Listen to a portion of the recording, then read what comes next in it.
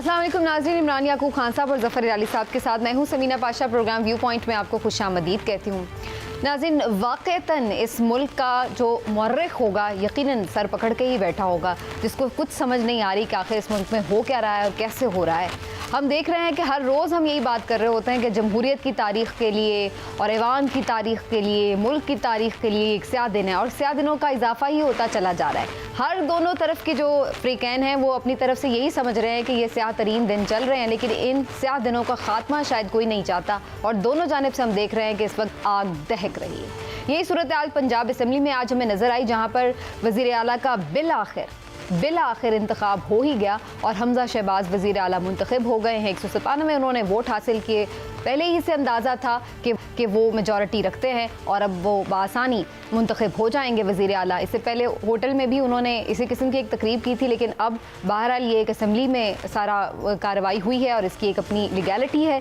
लेकिन परवेज़ इलाही साहब ये कहते हैं कि जनाब ये इंतखाब सही नहीं हुआ, वो इसको चैलेंज भी करना चाहते हैं। जो मारपीट हुई, जो धींगा मुश्ती हुई, जो मार कुटाई देखी आपने, ये अफसोसनाक मनाजिर थे। परवेज़ इलाही साहब इसमें ज़ख्मी भी हुए और उससे पहले हमने देखा कि डिप्टी स्पीकर दोस्त मज़ारी साहब जो है उनके ऊपर भी हमलावर हुए पीटीआई के अरकान, उनको लोटे भी पड़े, उनके बाल भी नोचे गए। ये अफसोसनाक मनाजिर सारे हमने देखे और उसके बाद हम यही सर पकड़ कर बैठे सोच रहे थे कि अगर कौम के बड़े रहनुमा ही इस किस्म की हरकतें करेंगे तो फिर रहनुमाई के लिए कौम किसकी तरफ देगी। लेकिन बहरहाल जनाब एक जो जमहूरी अमल था उसका एक और कदम आगे बढ़ गया है और वज़ीर आला मुंतखब हो गए हमज़ा शहबाज। अब बातें बहुत हो रही हैं कि जनाब वालिद जो है वो वज़ीर आज़म हैं, बेटा जो है वो वज़ीर आला है। ये किस किस्म की फैमिली पॉलिटिक्स बन के रह गई है। ये भी बात हो रही कि दोनों ही नामजद मुल्ज़िमान हैं जिनको वज़ीर आला और वज़ीर आज़म के ओहदों पर फाइज कर दिया गया है। लेकिन इसके साथ साथ ये भी बात हो रही है कि क्या हमज़ा शहबाज एक अच्छे एडमिनिस्ट्रेटर साबित हो सकेंगे अपने वालिद की तरह, जिनकी अक्सर लोग तारीफ़ करते हैं शहबाज शरीफ साहब के कामों की पंजाब में, तो क्या वो उनके नक्शे कदम पर चल पड़ेंगे? नहीं।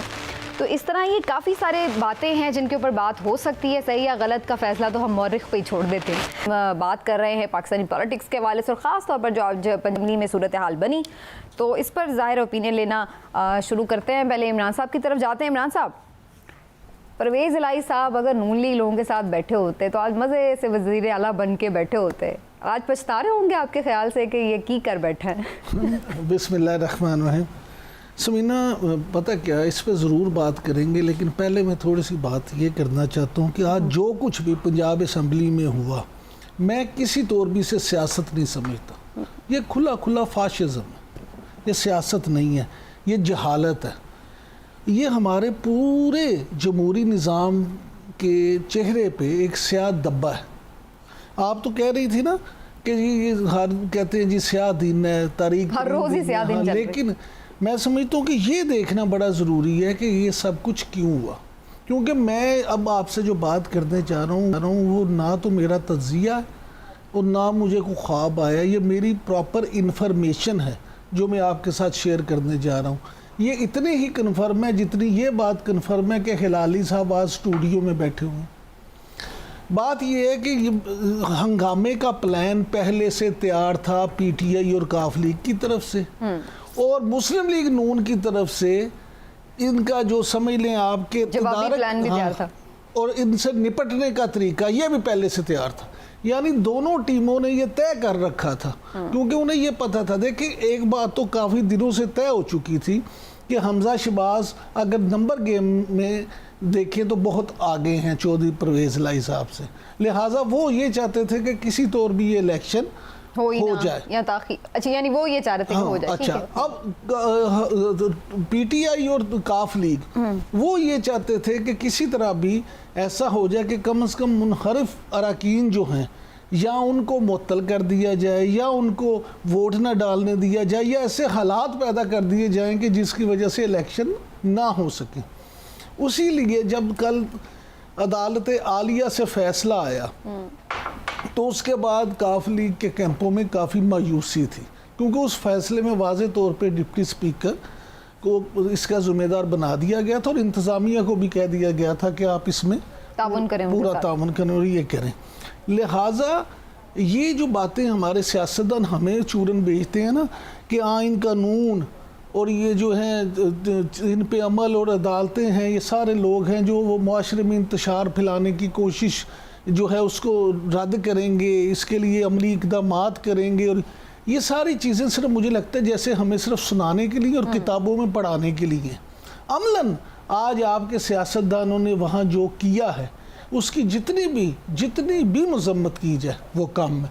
इन्होंने आज अमली तौर पे इस बात का मुजाहरा किया कि ये सिर्फ इक़्तिदार के भूखे लोग हैं, जो अगर तो ख़ुद इन्हें अपने इक़्तिदार में आना नज़र आ रहा हो तो ये उस काम में जाने को तैयार हैं। अगर इन्हें अपनी हार नज़र आ रही हो तो फिर इनका यही है कि हम नहीं तो कोई भी नहीं, लिहाजा ये फिर किसी भी लेवल पे आ जाते हैं। चलिए अब मैं पहले लाली साहब का कमेंट ले लूं, फिर उसके बाद मैं आती हूँ कि परवेज़ इलाही साहब की सियासी जो उनकी करियर है उसके लिए भी ये दिन और फिर उनका फैसला भी कैसा रहा। मैं भिलाली साहब की तरफ जाऊंगी। लाली साहब आज थोड़ा सा हमें मिक्स एंड मैच खेलना पड़ेगा, उधर भी जाना पड़ेगा और आपसे भी बीच में बात। लेकिन पंजाब असेंबली के आपने देखी होगी आज सारी कार्रवाई, सर आपको क्या नजर आ रहा है? बात तो फिर ऐसा लग रहा है कि जो कंट्रोल है सियासतदानों से उससे बाहर निकल गई है बात।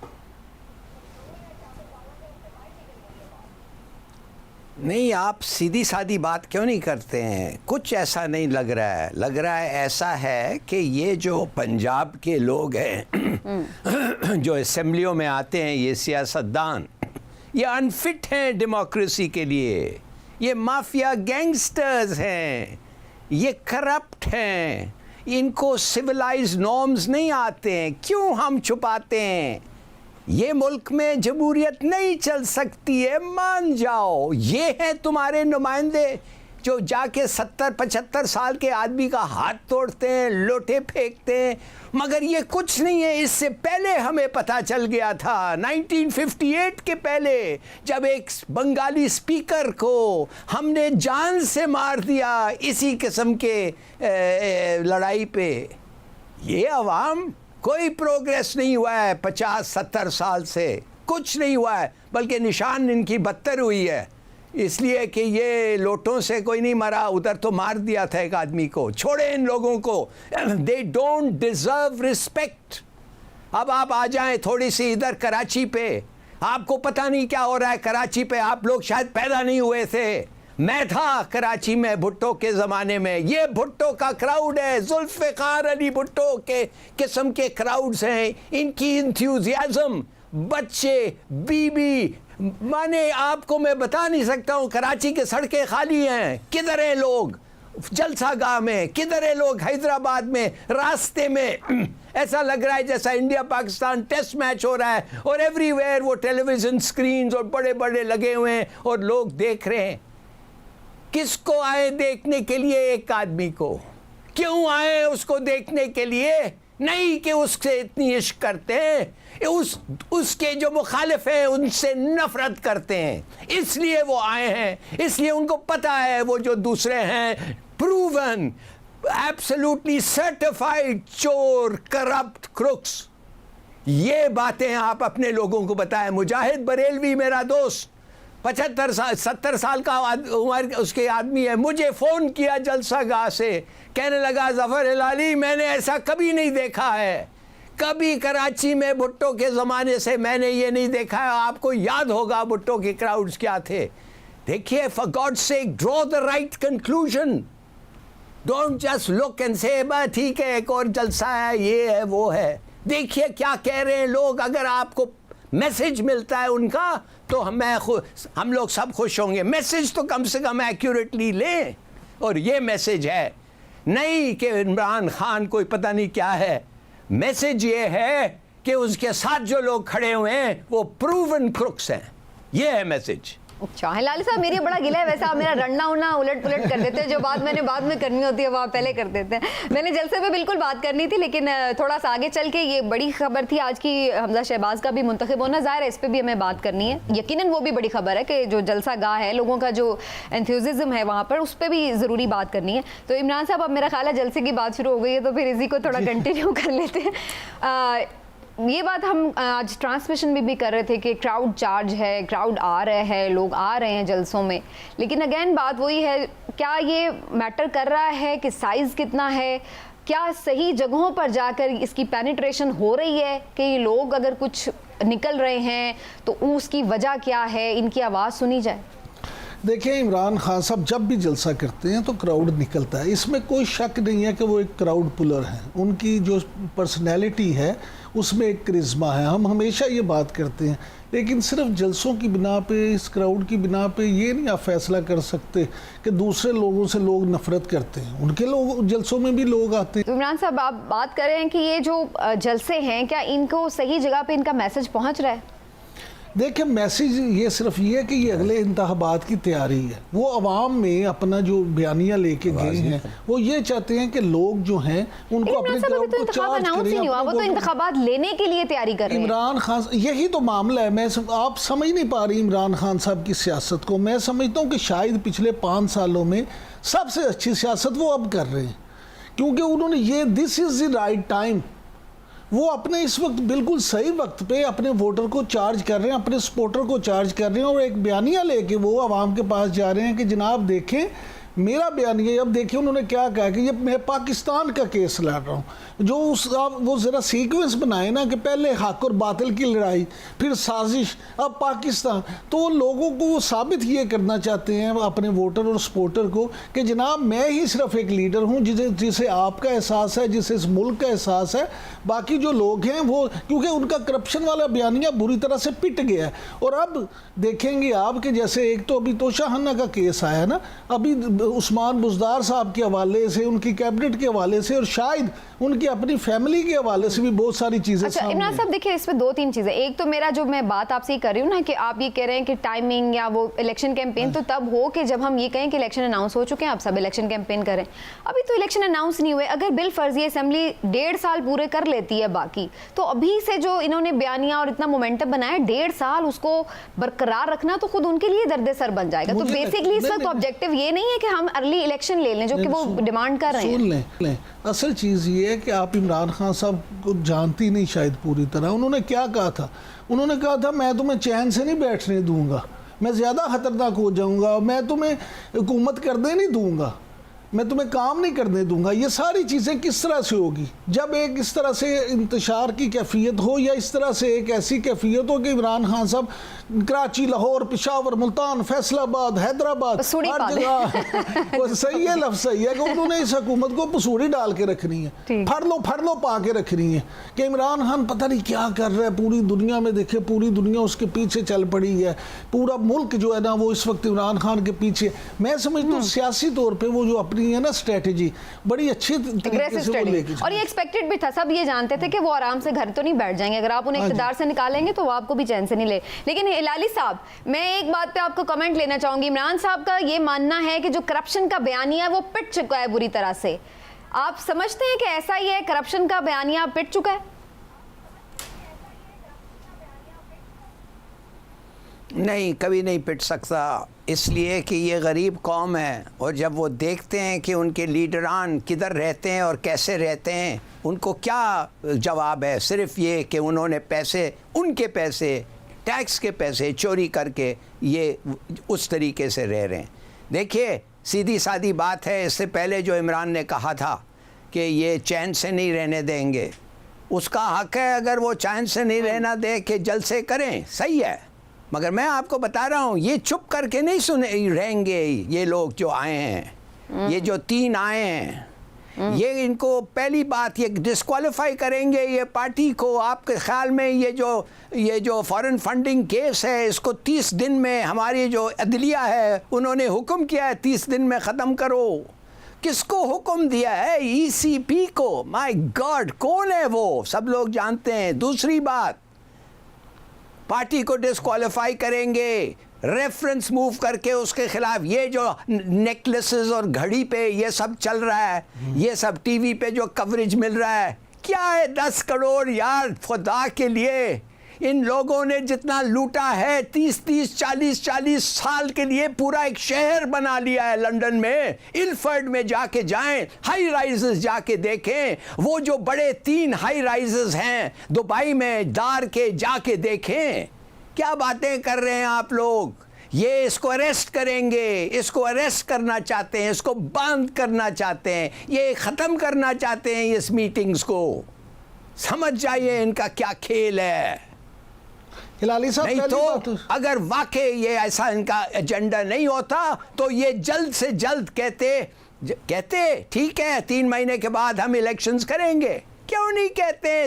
वो पूरी दुनिया कह रही है। मैं समझता हूँ थोड़ी दिनों में अमेरिका भी कहने लग जाएगा। मेरी बात माने, अमेरिका कहेगा इलेक्शंस कराओ।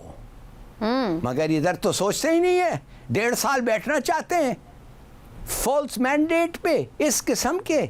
आई मीन इट, देखिए यार, for God sake, Imran Khan कोई टपक के नहीं आया है कि हम मेरे तरह आदमी मैं उसकी फॉल्स कंसीड करूंगा, मगर इन और कंपैरिजन कर रहे थे लोग। हाँ। और हिलाली साहब सोचिए। कर रहे थे लोग 3-4 महीने पहले तो लोग पॉपुलैरिटी पे उनके क्वेश्चन कर रहे थे कि वो इतना महंगाई की वजह से अनपॉपुलर हो रहे थे। केपी में Correct. उनके खिलाफ बल्दियाती इलेक्शन में इतना कम अच्छा वोट सबीना, था। गुजारिश ये है कि हिलाली साहब ने जो बातें की है ना, पहली बात तो ये देखिए कि अगर इतना ही इमरान खान साहब अर्ली इलेक्शन चाहते तो 6 हफ्ते पहले क्यों नहीं मान रहे थे?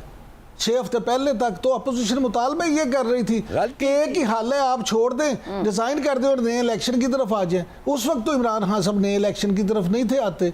अब जब इक़्तिदार में नहीं है तो उन्हें नया इलेक्शन याद आ गया।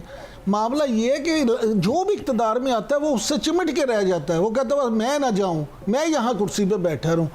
दूसरी बात ये, लाली साहब जो फरमा रहे थे ना फॉरेन फंडिंग केस का, वो पार्टी के खिलाफ नहीं है, वो पार्टी बैन नहीं होगी उस पर। अगर कुछ होता भी है फैसला तो वो तो जिन लोगों पे होगा उनका होगा। ये थोड़ा कि उसके जरिए से पार्टी को हमेशा के लिए खत्म कर दें। और इस तरह से हमने कोई ऐसी एग्जाम्पल हम इमरान खान के पार्टी के लोग बगैर चेंज पार्टी करके क्या नाम है के भी यार? लगा लेते हाँ हैं। जी, वो तो हिलाली साहब अगली बात है ना, वो तो अगली बात है। तो हमें हकाइक को तो स्ट्रेट रखना चाहिए ना। तीसरी बात ये है, मैं ज़ाती तौर पे समझता हूँ कि ये जो लोग हैं, देखें बात फिर वही है जो हमने कल भी इस पे थोड़ी सी बात की थी कि बात ये नहीं कि अगर हम 10 करोड़ की बात है इसको भूल जाए इसलिए कि दूसरों ने तो अरबों रुपए कमा लिए तो इसके हम 10 करोड़ पर कर लेते हैं। भाई करप्शन एक जैसी है, जो भी करे, चाहे ये करें या वो करें, वो 10 करोड़ की करें या 10 अरब की करें, करप्शन। पहले ये भी देखना होगा कि केस करप्शन के जुमरे में आता भी है कि नहीं। मैं हाँ। केस की नहीं, वो मैं आपकी तो बात तो सही है, जेनेरिकली वो बिल्कुल सही है। करप्शन इज अ करप्शन हो मैं ये जाए। कह रहा हूँ कि अभी तो ये देखे ना, अभी तो इन्हें जुमा 8 दिन हुए हुकूमत से निकले। अभी ये चीजें सामने आएंगी तो पता चलेगा। लेकिन सबसे ज्यादा तकलीफ मुझे होगी अगर इमरान खान पे करप्शन की कोई चीजें आए, क्योंकि मैं हमेशा इस फोरम में, इस प्रोग्राम में भी बैठ के कहता हूँ कि इमरान खान साहब फाइनेंशियल करप्ट नहीं है। मेरे जैसे करोड़ों पाकिस्तानी ये समझते हैं कि इमरान खान साहब फाइनेंशियली करप्ट नहीं है। लेकिन हम चाहते हैं कि उन पे एलिगेशन भी ना हो, वो क्लियर इससे हो अगर है। हाँ जी। चलिए मैं एक ब्रेक लेती हूँ। लाली साहब आप कुछ कहना चाह रहे हैं? मैं जरा ब्रेक लेके वापस आती हूँ, फिर आपसे इस पे कमेंट भी लेते हैं और फिर आपकी इजाज़त से कोशिश करूंगी कि थोड़ा बात कर सके वज़ीर आला जो मुंतखब हुए शहबाज, उनके हवाले से भी एक ब्रेक के बाद आएंगे।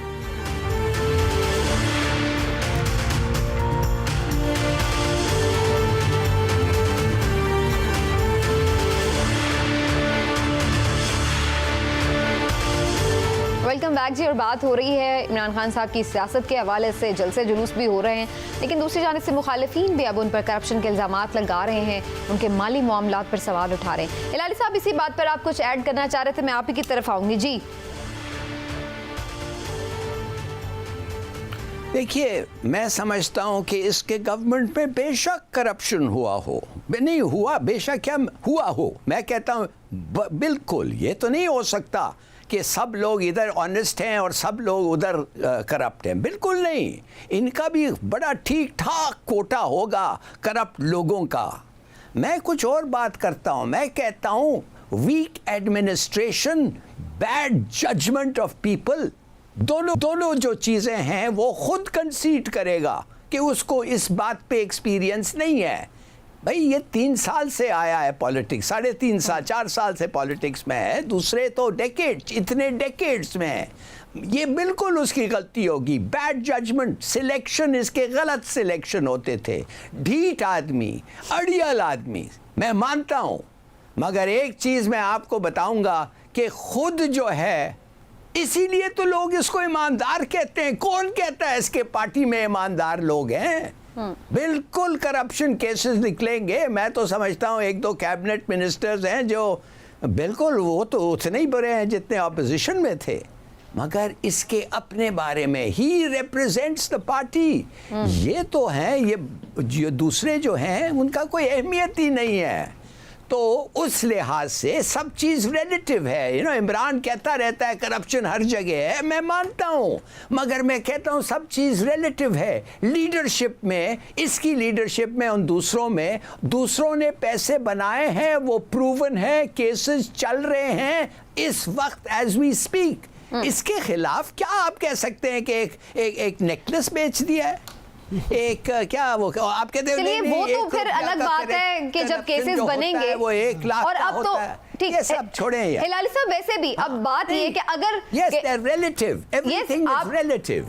मैं आपकी बात को सेकंड कर रही हूँ, लेकिन मैं ये बात कह रही हूँ कि अगर अब उनकी गवर्नमेंट है, अगर चीज़ें निकल रही हैं, उनको भी चाहिए रेफरेंस बनाएं, केसेस बनाएं इमरान साहब के अगेंस्ट, उनको आके अपना हिसाब किताब देना पड़ेगा और वो देंगे कि क्या उन्होंने वाकई ऐसा कुछ गलत काम किया या नहीं किया। नहीं बना बिल्कुल, है ना, तो बस वो हम ये इस वाली गवर्नमेंट पे छोड़ देते हैं। लेकिन वैसे लगे हुए हैं। हाँ, लेकिन सर ये भी तो एक बात है ना इमरान साहब, जो उनके अपने ऊपर केसेस हैं उनका इंजाम क्या होगा? यानी एक प्राइम मिनिस्टर खुद बैठा हुआ है जिस पर उस दिन फर्द जुर्म लगनी थी, अब क्या उसके अगेंस्ट वो केस उसी तरह से फॉलो हो पाएगा? केसेस हैं कौन से समीना? सर जी मैं शहबाज शरीफ की बात कर रही हूँ, माय डियर हिलाली साहब। मैं शहबाज शरीफ साहब की बात कर रही हूँ कि वो खुद अब प्राइम मिनिस्टर बन के बैठ गए हैं, तो उनके अगेंस्ट जो केस चल रहा था वो कैसे प्रोसीड हो सकता है? मैं तो समझता हूँ ज़ाती तौर पर, ये मेरी राय है कि शहबाज शरीफ साहब को खुद ये चाहिए कि खुद इनिशिएटिव लें और अदालतों में जहां उनके केसेस हैं उनसे ये रिक्वेस्ट करें अपने वकील के ज़रिए से कि क्योंकि अब मैं प्राइम मिनिस्टर के मनसब पे भी फाइज हूँ और मैंने वहाँ भी मेरी मसरूफियत है, तो आप प्लीज़ ये मेरे जो केसेस हैं इनका जल्द से जल्द फैसला करें, ताकि इस बात से अगर मैं कसूरवार हूँ तो मुझे सज़ा दें, अगर मैं बेगुनाह हूँ तो मुझे क्लियर करें, ताकि ये जो इल्ज़ाम है मेरे पे ये मामला ख़त्म हो सके। ये खुद उन्हें इनिशिएटिव लेना चाहिए और अगर ये इनिशिएटिव लेंगे तो उनकी सियासत में उनका कद रुतबा बढ़ेगा। और इमरान साहब ये आपकी बात तो बड़ी अच्छी है, लेकिन देखिए जब आप खुद सीट पर होंगे, अब आप खुद एक जेएनएन की सीट पर हैं, आपके अंडर आपके खिलाफ इंक्वायरी क्या वो जस्टिफाइड होगी? जो आपके नीचे लोग काम कर रहे हैं अफसर, क्या वो आपके ऊपर इंक्वायरी शफाफ इंक्वायरी कर सकेंगे बगैर किसी इन्फ्लुएंस से? देखिए आपका ना ये बड़ा अच्छा सवाल है, लेकिन मुझे आप ये बताएं कि क्या सिर्फ एक इल्ज़ाम की बिना पे किसी बंदे को इस हक से महरूम कर दिया जाए कि अगर उसे अवाम या मुतहिदा अपोजिशन इस तमाम सियासी जमातें मिल के इस बात पे उसे मुंतखब करती हैं कि आपकी हमें ज़रूरत है, आप ही मुल्क को इस वक्त इस क्राइसिस से निकाल सकते हैं, तो आप वजारत उज़्मा के मनसब पे फाइज हों, तो सिर्फ एक इल्ज़ाम की बुनियाद पर उन्हें उससे महरूम कर दिया जाए? उनको महरूम करना शायद उन जमातों की नज़र में पाकिस्तान को नुकसान पहुँचाने के मुतरादिफ हो। तो ये सारी चीज़ें आपको सियासत और सियासी मामला में तो फिर तो हम कभी भी हाई मॉरल ग्राउंड्स की जिनकी हम बात करते हैं, मैं सिर्फ शहबाज शरीफ साहब की इस वक्त बात नहीं करी, लेकिन मैं ओवरऑल पाकिस्तान की हम हर ओहदे पे हम देखते हैं, ना मैं किसी सियासी जमात के हवाले से बात कर रही हूँ कि जिसके ऊपर भी कोई इल्ज़ाम होता है वो ये नहीं कहता कि वो स्टेप डाउन। पीटीआई के मिनिस्टर्स पे भी यही मामला थे कि जिनके ऊपर इल्ज़ामात हैं, भाई आप स्टेप डाउन करें, बस इंक्वायरी में क्लियर हों और अपने मनसब पर आ जाएं। अल्लाह आपका भला करे। मुहज़्ज़ब दुनिया में ऐसे ही होता है, लेकिन अनफॉर्चुनेटली हम मुहज़्ज़ब दुनिया में जितने हम मुअज़्ज़म वो आज हमने पंजाब असेंबली में देख लिया। मैं यही कह रहा हूँ ना कि हम मुहज़्ज़ब दुनिया में रह नहीं रहे। ठीक है, मुहज़्ज़ब दुनिया में ऐसे ही होता है। एलाई साहब आप कुछ इस पे ऐड करना चाह रहे हैं तो कर लें, फिर मुझे थोड़ी इजाजत भी दे दें, जान के अमान पाऊं तो कुछ पंजाब असेंबली पे बात कर लूं। जी लाली साहब। हाँ, पंजाब पे तो ज़रूरी बात करना है। अगर पंजाब में नहीं बात करें तो मोस्ट ऑफ पाकिस्तान पे हमने बात करते हैं। मगर एक मिनट अगर आप रुक जाएं, मैं आपको बताऊं ये कब क्यों ये है। मिस्टर क्या नाम है इनका, ये शहबाज शरीफ ऐसा नहीं करेगा। अगर ये ऐसी चीज़ करें जो इमरान याकूब कह रहे हैं, वो बेचारा जल्द से जल्द जेल चले जाएगा। तो वो जेल नहीं जाना चाहता है, वो कभी आके ऐसी चीज़ें नहीं करेगा। वो कहेगा जो करना है कर लो, तुम्हारे पास अगर इन्फॉर्मेशन है। और आप देखेंगे क्या पता जैसे इधर होता है वो एविडेंस जल जाता है, बिल्डिंग को आग लग जाती है। कितने दफ़े बिल्डिंग को उसको आग लगी है, कोई 15-16 दफ़े बिल्डिंग्स को और एविडेंस को आग लग गया है। तो प्लीज़ बहुत टाइम है अभी। आप देखें मेरा बेट, आप अगर शर्त लगाना चाहते हैं चलिए एक हम शर्त लगा देते हैं। मैं समझता हूँ नवाज शरीफ क्या वो उसका भाई जो कन्विक्ट हुआ है वो भी निकल जाएगा अपने केसेस से, लगा ले शर्त। अच्छा अब खैर, लेकिन अगेन मैं इस पे भी मेरा वही कमेंट है कि जब आप खुद बड़े ओहदों पे होते हैं तो इन्फ्लुएंस कर सकते हैं आप। मैं ये नहीं कह रही कि कर रहे हैं वो, लेकिन कर सकते हैं। उस शफाफ तहकीकात पे सवाल उठते हैं। लेकिन बहरहाल जनाब, पंजाब असम्बली में आज जो कुछ हुआ है, अब ज़रा मैं थोड़ी सी बात को आगे लेके चलना चाह रही हूँ। इमरान साहब, परवेज़ इलाही साहब ने आपके ख्याल से पॉलिटिकली एक गलत डिसीजन किया या फिर उन्होंने पॉलिटिकली एक सही डिसीजन किया? इसका फैसला वक्त करेगा। आपकी राय? देखिए मैं हमेशा परवेज़ इलाही साहब की सियासत की बड़ी तारीफ़ करता हूँ और ज़ाती तौर पे भी उन्हें बड़ा पसंद करता हूँ। और मैं समझता हूँ कि वो उनका शुमार पाकिस्तान के चंद महज़ब सियासतदानों में होता है, ज़ीरक सियासतदानों में होता है, और बड़े जो ऐसे लोग हैं जो बड़ी तहजीब प्यार वाले वो लोग, उनमें उनका शुमार होता है। लेकिन अनफॉर्चुनेटली उनसे ये गलत फ़ैसला हो गया। देखिए उन्होंने वजारत आला का मनसब तो उन्हें अपोजिशन ने भी ऑफ़र कर दिया था, लेकिन फिर अचानक से वो दोबारा उनके साथ तय करके जब पलटे तो ये सारी पोजीशन देखे। अगर आप नून लीग और काफ लीग की बात करें तो बहुत अरसे के बाद इनके दरमियान बर्फ़ पिघली थी और फिर ये मामला यहाँ तक पहुँच गए थे कि चौधरी शुजात हुसैन साहब की तजवीज़ पे मुस्लिम लीग नून इस बात पे भी मान गई थी कि मुस्लिम लीग एक ही हो जाए और ये सारी चीज़ें हो जाए, और उन्होंने चौधरी परवेज़ इलाही साहब को वजारत आला का ओहदा कह दिया था कि आप आ जाएं।